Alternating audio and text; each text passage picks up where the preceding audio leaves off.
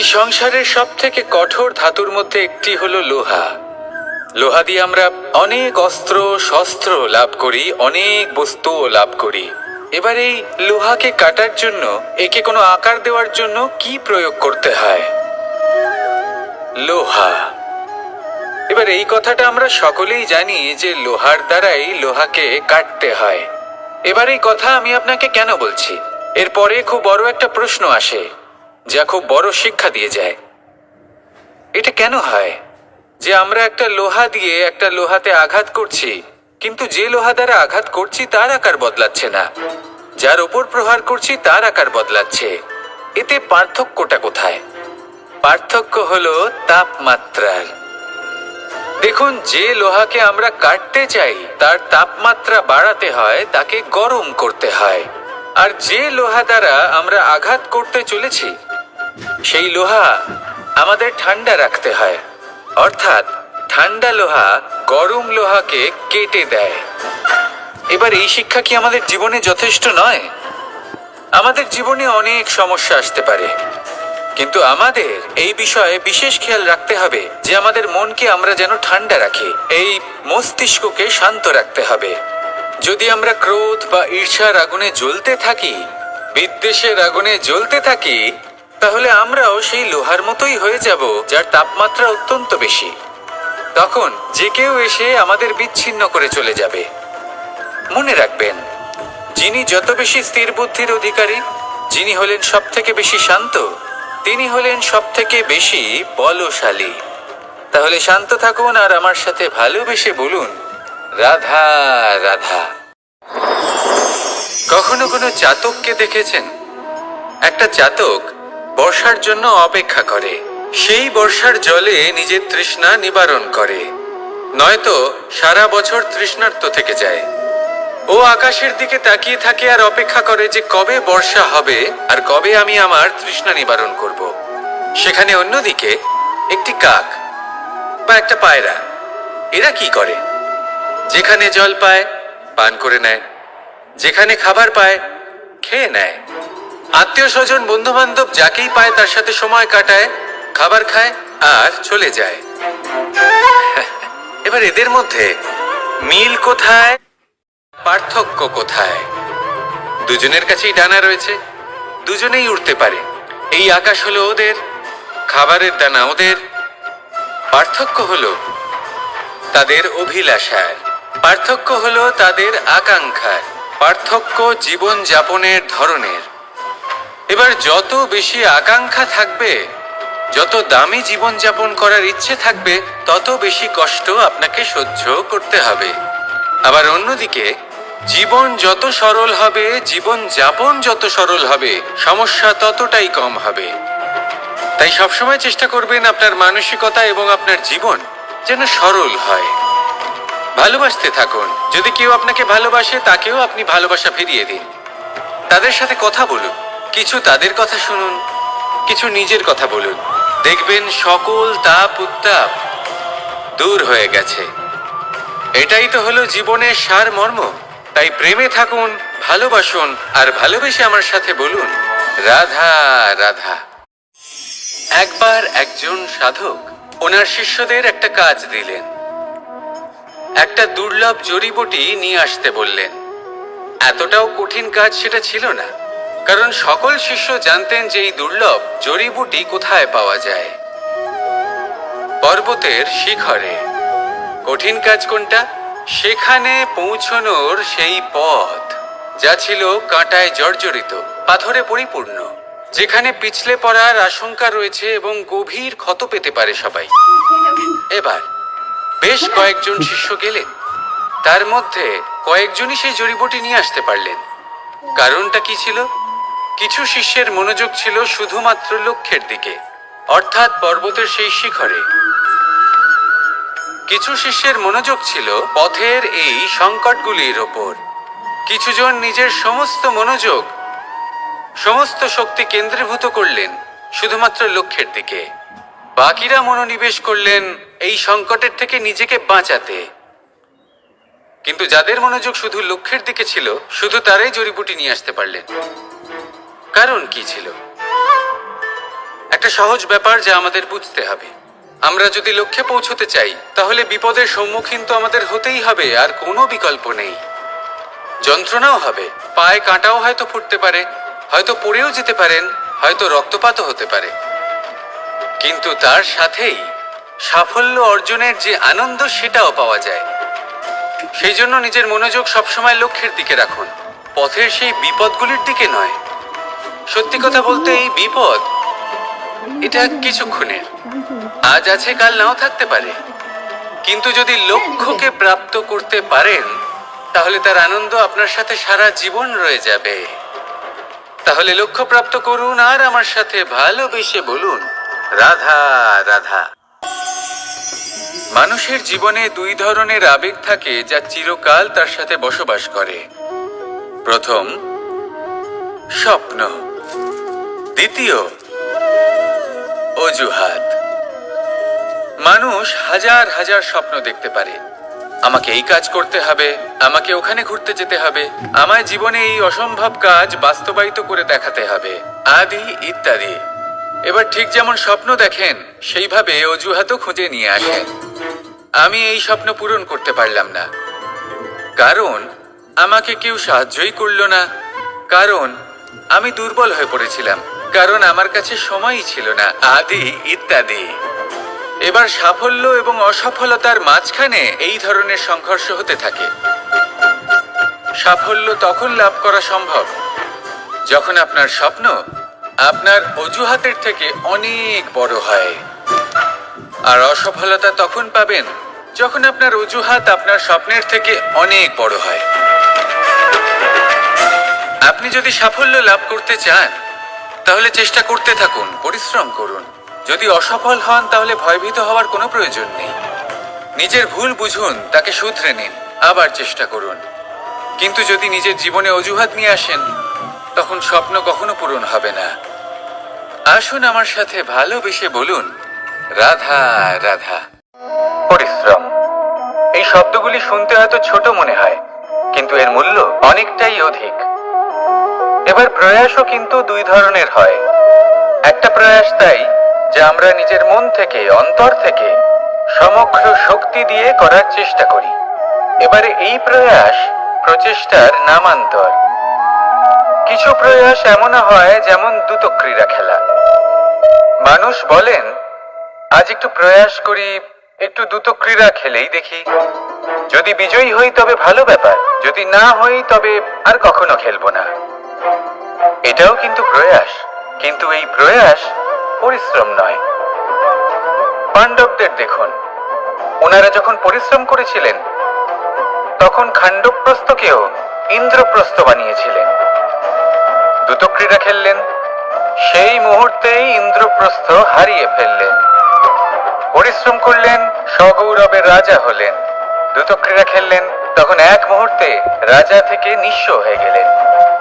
সারমর্ম এটাই যে দ্রুতক্রীড়া কখনো কখনো আপনার মিত্র হতে পারে, কখনো সে আপনাকে বিজয়ী করতে পারে, কিন্তু প্রয়াস এবং পরিশ্রম যখন একসাথে মিলিত হয় তখন তা সর্বদাই আপনার সাথে থাকে। প্রয়াস করতে থাকুন, পরিশ্রম করতে থাকুন, আর আমার সাথে ভালোবেসে বলুন, রাধা রাধা। মানুষের দুটো রূপ রয়েছে। এক, আমাদের এই মুখ যা শুধুই চোখে দেখা যায়, আর দ্বিতীয় আমাদের এই মন যা শুধুমাত্র অন্তরাত্মা দ্বারা দেখা যায়।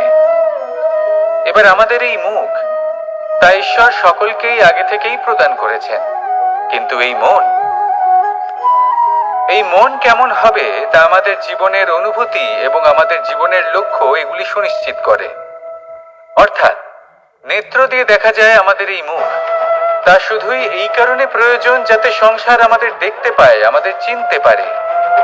কিন্তু যদি এই সংসারে আপনি প্রকৃত অর্থে মান সম্মান লাভ করতে চান তাহলে নিজের অন্তরাত্মাকে আপনাকে বিকশিত করতেই হবে।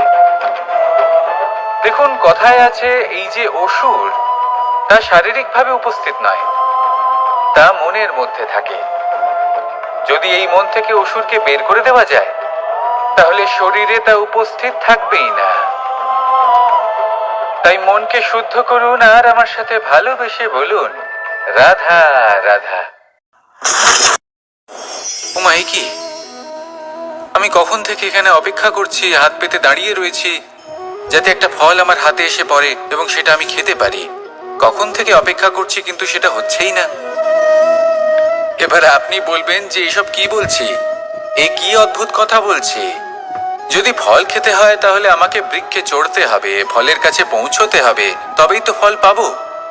এবারে এটা অত্যন্ত সহজ ব্যাপার, কিন্তু এই বিষয়টা আপনি নিজের জীবনের প্রসঙ্গে ভেবে দেখুন। লক্ষ্য কোথায় আছে আপনি জানেন, সেই লক্ষ্যে পৌঁছানোর পথ কি সেটাও আপনি জানেন, সেই পথে চলার ক্ষমতাও আপনার রয়েছে, কিন্তু তাও আপনি নিজের লক্ষ্য লাভ করতে পারছেন না। কেন? কারণ আপনি অপেক্ষা করছেন যে লক্ষ্য আপনার সামনে চলে আসবে, কিন্তু তা হয় না। লক্ষ্য সে যাই হোক না কেন, ধন হোক, প্রেম হোক, কোনো সম্মান হোক বা মোক্ষ হোক, যদি আপনি তার দিকে অগ্রসর না হন তাহলে ফল প্রাপ্তি অসম্ভব ব্যাপার, তা কোনোদিনই হবে না। সেই জন্য আপনার চোখের সামনে আপনি যদি নিজের লক্ষ্যকে দেখতে পান তাহলে উঠুন এবং সেই দিকে অগ্রসর হতে শুরু করুন। নিজের অন্তরের সকল অশুভ গুণ দূর করুন, অলসতা ত্যাগ করুন, অজ্ঞানতা ত্যাগ করে দিন এবং চলতে থাকুন। অবশ্যই মনোবাঞ্ছিত ফল লাভ করতে পারবেন। মনে রাখবেন, চলতে থাকলে তবেই লক্ষ্য প্রাপ্তি হবে। অপেক্ষার দ্বারা শুধুমাত্র মৃত্যু লাভ হবে। আসুন আমার সাথে ভালোবেসে বলুন, রাধা রাধা। একবার একটা শেয়াল বনে বিচরণ করছিল। ও একটা ছোট্ট শাবক দেখতে পেল। ও ভাবলো, আজ একেই আমি খাবার হিসেবে গ্রহণ করব। আশেপাশে দেখলো কেউ দেখছে না তো, কেউ ছিল না, আর সেই শাবকের ওপর আক্রমণ করলো, যা হলো একটা ঘোর অপরাধ। বনের নিয়ম অনুসারে আপনি কখনোই শাবকের ওপর আক্রমণ করতে পারেন না। তারপর এই খবরটা যখন রাজা সিংহ জানতে পারলেন, সভার আয়োজন করলেন। কিন্তু সেখানে শেয়াল বলল, আমি তো এরকম কিছু করিনি। কিন্তু যদি আপনি এরকম বলেন, কোনো প্রমাণ দিন, এর কোনো সাক্ষী আছে? তখন রাজা সিংহ পেঁচাকে ডেকে পাঠালেন, যে সেই মুহূর্তে বৃক্ষের শাখার ওপর বসেছিল, সে সব কিছু দেখেছিল। পেঁচা সব সত্যি কথা বলল, আর শেয়ালকে মৃত্যুদণ্ড দেয়া হলো। এবার এই কাহিনী আমি আপনাকে কেন শোনালাম? কারণ মানুষও কখনো কখনো এরকম কর্ম করেন যা শিয়াল করেছে। এটা ভাবেন কেউ দেখছে না, যখন আমি অনুচিত কর্ম করতেই পারি। কিন্তু না, আপনি যাই করুন না কেন, কেউ না কেউ অবশ্যই তা দেখছে। কোনো ব্যক্তি না হলেও কোনো প্রাণী, না হলে কোনো যক্ষ বা দেব বা প্রেত। যদি এনারা কেউ না দেখেন, তাহলে ধরিত্রী মাতা দেখেন, যেখানে দাঁড়িয়ে আপনি সেই কর্ম করছেন, তাই না? তাই একটা কথা সবসময় মনে রাখবেন, কে দেখছেন কে দেখছেন না সেই বিষয়ে ভাবা ছেড়ে দিন। এটা খুব সহজ কথা। আপনি যদি উচিত কর্ম করেন, উচিত ফল পাবেন। যদি অনুচিত কর্ম করেন, তাহলে আপনি অনুচিত ফল অবশ্যই পাবেন। সেই জন্য উচিত পথে চলতে থাকুন, উচিত কর্ম করতে থাকুন, আর আমার সাথে ভালোবেসে বলুন, রাধা রাধা। আমি অনেক সংখ্যক মানুষকে দেখেছি, তাদের কাছে অত্যাধিক জ্ঞান আছে, শিল্প আছে, ধন আছে, কীর্তি আছে, কিন্তু তারা এই সব কিছু নিজেদের কাছেই রাখেন, এই সমাজে বিতরণ করেন না। কারণ হলো ভয়। ওনাদের মনে হয় যে যদি আমি এই সব কিছু সমাজে বিতরণ করি, তাহলে সমাজ আমার শিল্প হোক, ধন হোক, জ্ঞান হোক, কীর্তি হোক, সবকিছু চুরি করে নিয়ে যাবে, আর তার বদলে আমি কিছুই পাবো না। এটা কিন্তু সত্য নয়। সত্য হলো এটাই যে যদি আপনি নিজেকে এই সংসারের প্রতি সমর্পিত করেন, তাহলে এই সংসার আপনার প্রতিও সমর্পিত থাকবে। আপনি শুধু ধন, জ্ঞান, কীর্তি, সম্মান পাবেন তাই নয়, বরং এই সমাজ আপনাকে নিজের চোখে হারাবে, মনের মধ্যে স্থান দেবে। তাই এই ভয় ত্যাগ করে দেখুন কিভাবে এই সমাজ আপনাকে প্রেম সমর্পণ করে। আসুন আমার সাথে ভালোবেসে বলুন, রাধা রাধা। সেই কখন থেকে এই পুস্তকটিকে দেখছি, কিন্তু এর থেকে আমি কোনো জ্ঞান লাভ করতেই পারছি না। এবার আপনি বলবেন যে আজ কেমন বিচিত্র কথা বলছি আমি। যদি এই পুস্তক থেকে আমাকে জ্ঞান লাভ করতে হয় তাহলে শুধুই তাকিয়ে থাকলে হবে না, আমাকে এই পুস্তককে খুলতে হবে, পড়তে হবে, তাকে বুঝতে হবে, তবেই তো জ্ঞান প্রাপ্তি হবে। বড়ই সহজ একটা ব্যাপার, কিন্তু একে যাপন করা অত্যন্ত কঠিন, তাই না? আপনি নিজেকেই দেখে নিন, আপনার কাছে অনেক জ্ঞান রয়েছে। সহজ থেকে সহজতর জ্ঞানের কথা যদি বলি, আপনি এটুকু তো জানেন যে সত্যি কথা বলা ভালো কাজ, দান করা হলো পুণ্যের কাজ। আপনি জানেন যে পরিশ্রম করলে সাফল্য আসবে। এই জ্ঞান তো আমাদের কাছে রয়েছে, এমন অনেক জ্ঞান আমাদের কাছে রয়েছে, কিন্তু আলস্যের কারণে, অবহেলা করে আমরা শুধু এই জ্ঞান প্রয়োগ করতে পারি না। সেই জ্ঞান যাপন করা শুরু করুন, জীবনে প্রয়োগ করতে শুরু করুন। এই মন প্রত্যেকটি মুহূর্তে প্রসন্ন থাকবে, আর লক্ষ্যপ্রাপ্ত করে এই মন বলবে রাধা রাধা। ফলটা দেখছেন আপনি? এটা সেই ফল যেটা গাছের সবচেয়ে উঁচু ডালে পাওয়া যায়, কিন্তু যখন এটা খসে পড়ে তখন এটা আকাশের দিকে যায় না যা ওপরে আছে, সে যায় সেই ভূমির দিকে যে নিচ থেকে তার দিকে তাকিয়ে থাকে। কেন? কারণ এই ফলের নিজের উচ্চতার ধারণা মাটির থেকে নিজের দূরত্ব দেখে হয়। এই ব্যাপারটাই আমাদের মানুষের জন্যও খাটে। যদি আপনি সম্পন্ন হন তাহলে তাদের সাহায্য অবশ্যই করবেন যাদের সামর্থ্য আপনার থেকে কম, যাদের সাহায্যের অত্যন্ত প্রয়োজন। আপনার সামর্থ্য বেশি কারণ তাদের আপনার থেকে সামর্থ্য কম। দেখুন, জীবনে আনন্দ শুধু বড় হওয়ায় নয়, বরং তাদের সাহায্য করেও আছে যারা কোনো কারণবশত আপনার থেকে নিচে রয়ে গেছেন। আর যখন একটা ফল এই কথাটা বুঝতে পারে তখন আপনি নয় কেন? রাধা রাধা। সময় বড়ই বিচিত্র অনুভব দেয়। যখন অপেক্ষা করছেন তখন অনেক লম্বা হয়ে যায়। প্রতিটা মুহূর্ত একটা গোটা দিনের মতো মনে হয়। ঠিক সেইভাবেই যদি কোথাও যেতে দেরি হয় তখন সময় দৌড়তে থাকে, প্রসন্নতায় বয়ে যায় আর নিরাশায় থমকে যায়। আপনদের সাথে থাকলে সময়ের খেয়ালই থাকে না,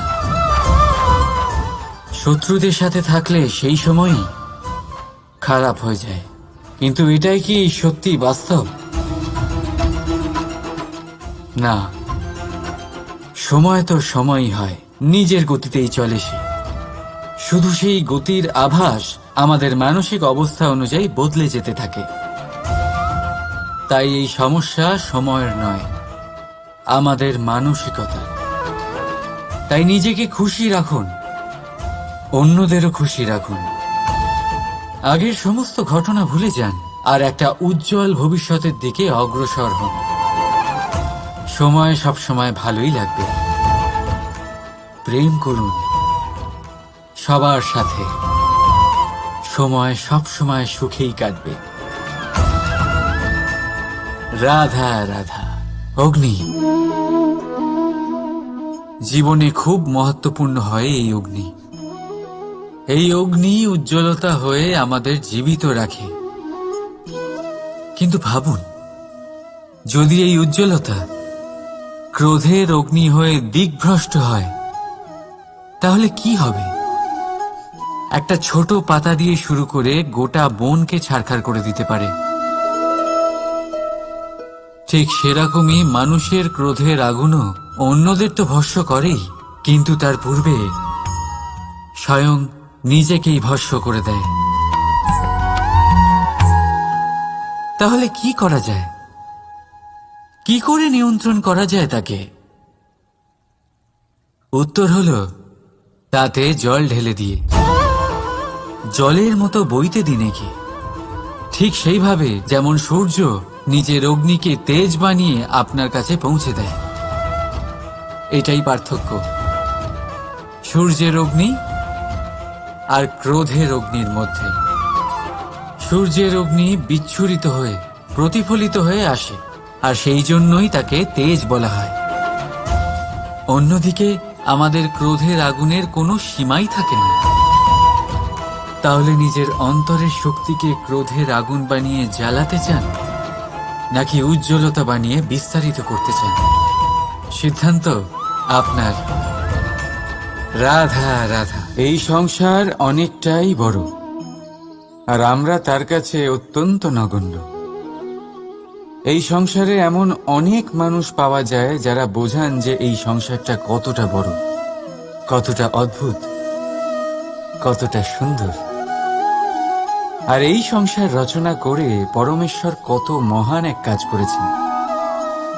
কিন্তু আপনি এই জীবনে মাত্র কয়েকজন মানুষকেই পাবেন যারা আপনাকে এটা বলবেন যে এই সংসারে আপনি কতটা গুরুত্বপূর্ণ, আপনি কতটা অদ্ভুত।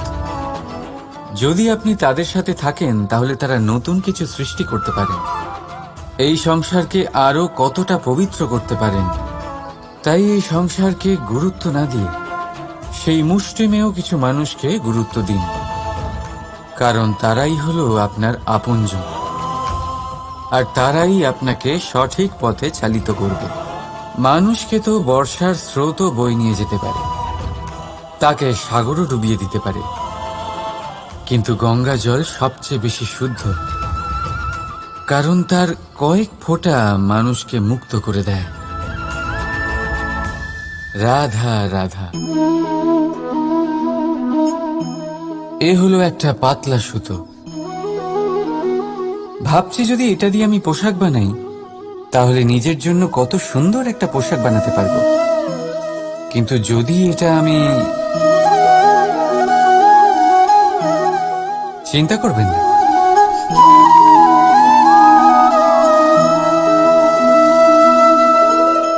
দেখুন এই সুতো জোড়া লেগে গেল। শুধু পার্থক্য হচ্ছে এটাই যে আগের মতো এটা আর সরল নেই, আর এটার দৈর্ঘ্য আগের থেকে কিছুটা কমে গেছে। এই সংসারে প্রেমের সাথেও ঠিক এটাই হতে পারে।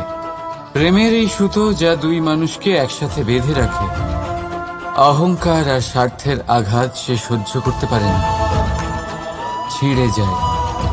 চেষ্টা করলে আবার এই সম্পর্ক হয়তো জোড়া লাগতে পারে, কিন্তু তা আগের মতো কখনোই থাকে না, কারণ মনে গিট পড়ে যায়। সেই জন্য প্রেমকে স্নেহের সাথে সামলে রাখুন, অহংকার আর স্বার্থের থেকে দূরে থাকুন। রাধা রাধা। আগুন কি করে? জ্বালায়। সেটা কাঠই হোক, কয়লা হোক, বস্ত্র হোক, যাই আপনি আগুনে দেবেন তা ভস্ম হয়ে যাবে। কিন্তু সোনা, যদি আপনি সোনা আগুনে ফেলেন তাহলে তা কুন্দন হয়ে নিজের অস্তিত্ব তৈরি করে। যদি আপনি লোহা গরম করেন তাহলে তা ইস্পাত হয়ে যায়, থেকে শক্তি পাবেন, আর কেউ আপনার সাথে কোনো অনিষ্ট করতে পারবে না। রাধা রাধা। মানুষের জীবন কি? আপনি বলতে পারেন জন্ম আর মৃত্যুর মধ্যেকার সময়। আর মৃত্যু কখন হয়? যখন মানুষ শ্বাস নেওয়া বন্ধ করে দেয়, হাত পা নাড়ানো বন্ধ করে দেয়, ভাবা ছেড়ে দেয়। এমন মানুষ করে তোলে যা এক মানুষকে আর এক মানুষের কষ্টে তার প্রয়োজনীয়তা অনুভব করে, আর সেটাই তাকে শক্তি দেয় অন্য কাউকে সহায়তা করার জন্য, তাকে পাত্র করে এই সৃষ্টির নিয়ন্তা হবার জন্য। দেখুন, এই সংসারে মৃত্যু কেবলমাত্র একবারই হয়, তাই তার আগে কেন মরব? এই করুণাকে কেন মারব? নিজের মনুষ্যত্ব বজায় রাখুন, মৃত্যুর পরেও আপনি জীবিত থাকবেন। রাধা রাধা। এটা হলো সূচ, আর এটা হলো তলোয়ার। এবারে আপনারা বলুন, আপনাদের দৃষ্টিকোণ থেকে এই দুই বস্তুর মধ্যে কোনটা বেশি শক্তিশালী আর গুরুত্বপূর্ণ হতে পারে? আপনি বলবেন তলোয়ারই সবচেয়ে শক্তিশালী বা গুরুত্বপূর্ণ। আচ্ছা, মানলাম যে তলোয়ার বেশি ভারী হয়। তলোয়ার আপনাকে যুদ্ধে বিজয়ী করে, যুদ্ধে শত্রুর বিনাশ করে, কিন্তু তলোয়ার দিয়ে আপনি কখনো আপনার বস্ত্র সেলাই করতে পারবেন না। যদি আপনার পায়ে কাঁটা ফুটে যায়, তা আপনি তলোয়ার দিয়ে বের করতে পারবেন না। আপনাকে সূচের ব্যবহার করতেই হবে। এবারে বলুন, তলোয়ার পেয়ে যাওয়ার পরে এইভাবে সূচকে হারিয়ে ফেলা কি ঠিক হবে?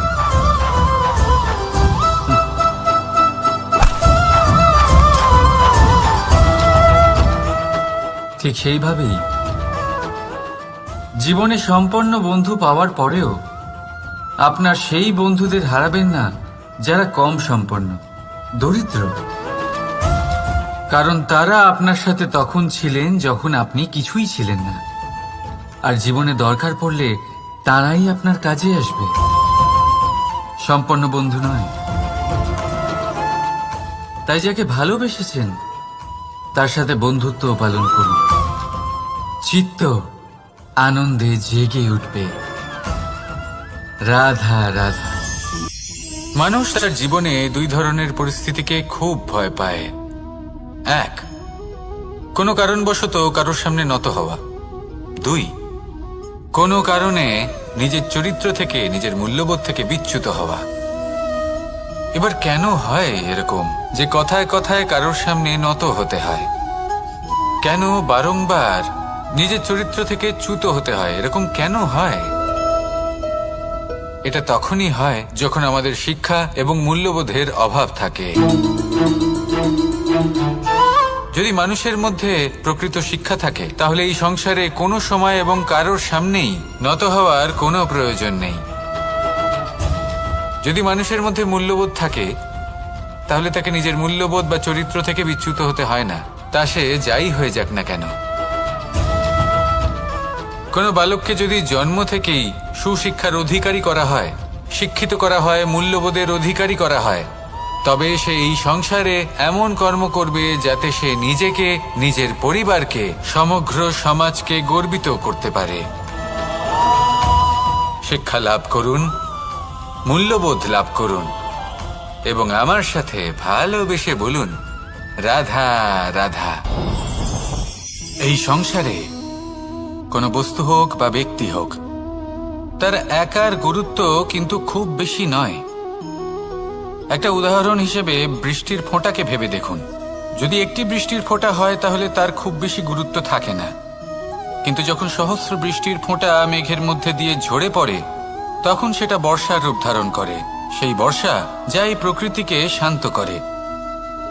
সেইভাবেই পাথরের ছোট টুকরো, তার খুব বেশি গুরুত্ব থাকে না, কিন্তু যখন অসংখ্য পাথরের টুকরো একত্রিত হয় তখন তা পর্বতের আকার ধারণ করে। সেইভাবেই কিছু মানুষ যখন একত্রিত হন তখন তৈরি হয় পরিবার, কিছু পরিবার যখন একত্রিত হয় তখন তৈরি হয় সমাজ, যখন অনেক সংখ্যক সমাজ একত্রিত হয় তখন তৈরি হয় রাজ্য। এবার এই রাজ্যের সবথেকে গুরুত্বপূর্ণ ব্যক্তি হতে পারেন রাজা, কিন্তু তাও সেই রাজা একা কিছু করতে পারেন না। যুদ্ধ লড়ার সময় তারও নিজের সৈন্যদলকে প্রয়োজন পড়ে। কিন্তু এই সংসারে এমন একজন ব্যক্তি আছেন যিনি একাই সব কাজ করতে থাকেন, এবং সেই ব্যক্তি হলেন মা। আমাদের জীবনে একজন পিতার ভূমিকা কিন্তু নিঃসন্দেহে অমূল্য, কিন্তু আমাদের সকলের জীবনে যে ভূমিকা একজন মায়ের তা অন্য কারোর থাকে না। একজন মা একাই সন্তানকে বড় করতে পারেন, সংস্কারী করে তুলতে পারেন, তার জন্য পরিশ্রম করেন। আর এত কিছু কাজ করার পরেও তার কাজের জন্য তিনি প্রশংসা অবশ্য পান না। উল্টে যদি সেই সন্তান অনুচিত পথে চালিত হয়, অনুচিত কর্ম করে, তখন সেই মাকেই অপবাদের পাত্র হয়ে উঠতে হয়। আমাদের জীবনে মায়ের যোগদান কতটা সেটা বুঝুন। আপনাকে বড় করে তোলার জন্য উনি কতটা পরিশ্রম করেছেন সেটা বুঝুন। আজ থেকে, এখন থেকে, এই মুহূর্ত থেকে মাকে সম্মান করতে শিখুন। যখন সময় পাবেন, যখন সুযোগ হবে, তখন তার প্রশংসা করুন, ওনারও ভালো লাগবে। আর মায়ের এই মমতার জন্য, তার এই ভূমিকার জন্য আসুন সবাই মিলে আমরা তাকে প্রণাম করি, আর সকলে মিলে ভালোবেসে বলি, রাধা রাধা।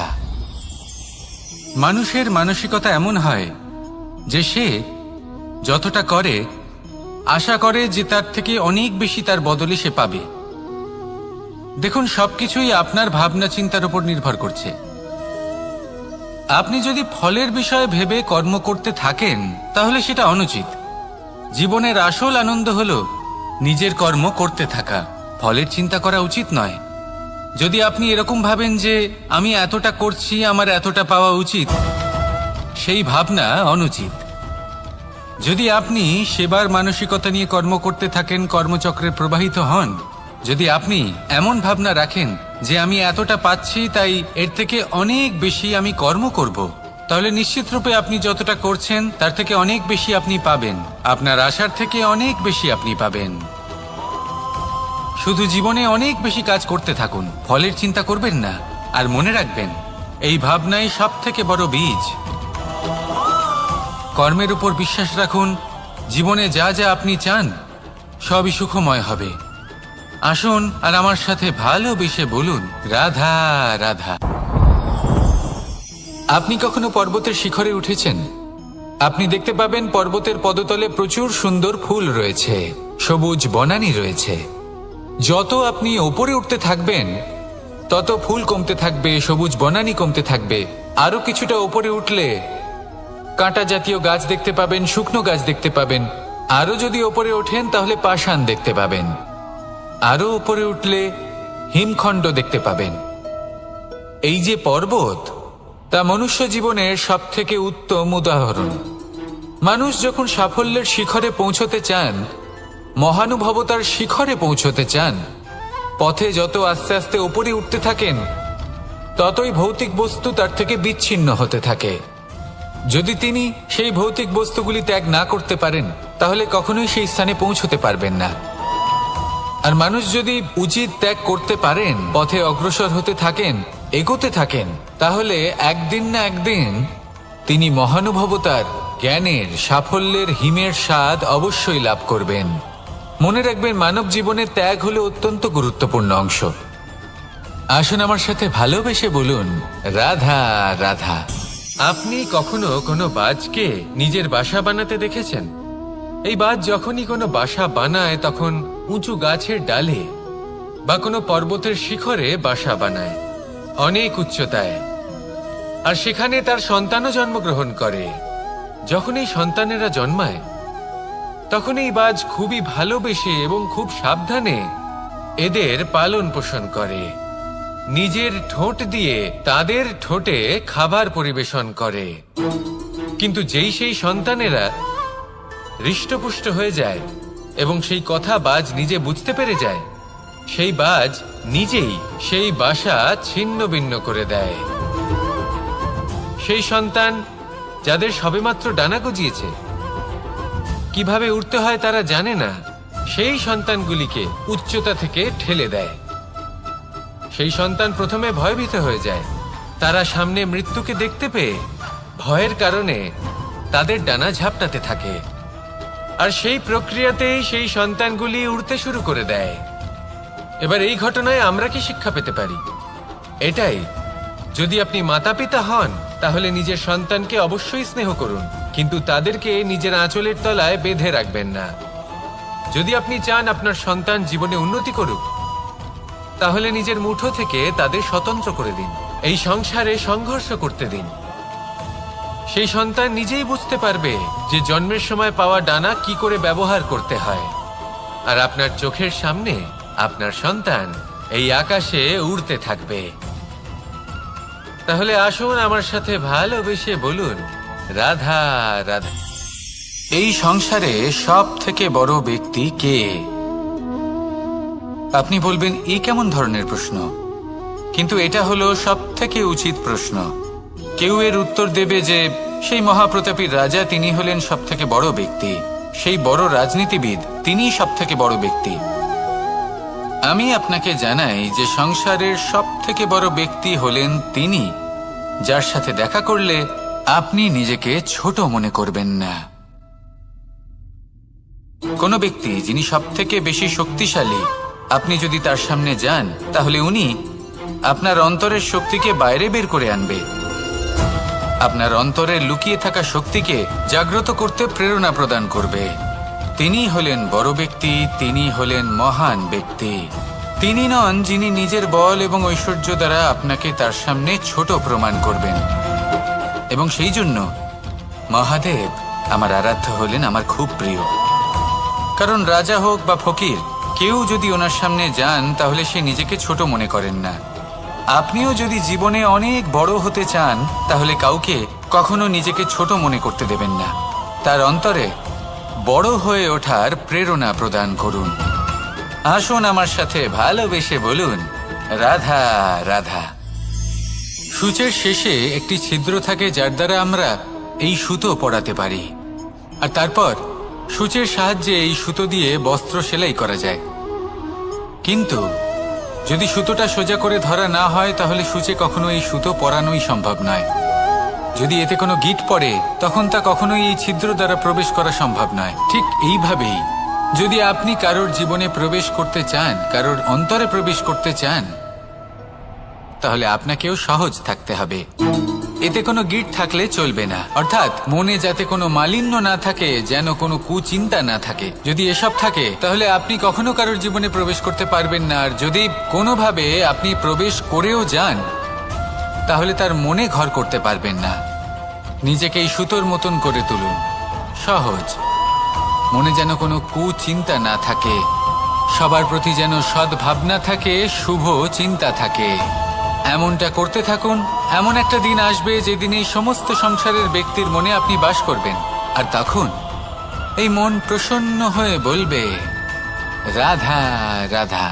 কথায় আছে যে এমন কোনো অক্ষর নেই যার দ্বারা কোনো মন্ত্র হয় না, এমন কোনো বনস্পতি নেই যা নিজেই একটা ঔষধি নয়, পৃথিবীর এমন কোনো ব্যক্তি নেই যার মধ্যে কোনো যোগ্যতা থাকে না। শুধু প্রয়োজন হলো যে ব্যক্তিকে আমরা খুঁজে চলেছি তাকে সঠিকভাবে চিনে নেওয়া। যদি তার যোগ্যতা, তার বিশেষত্ব আমরা বুঝতেই না পারি তাহলে আর লাভ কি রইল?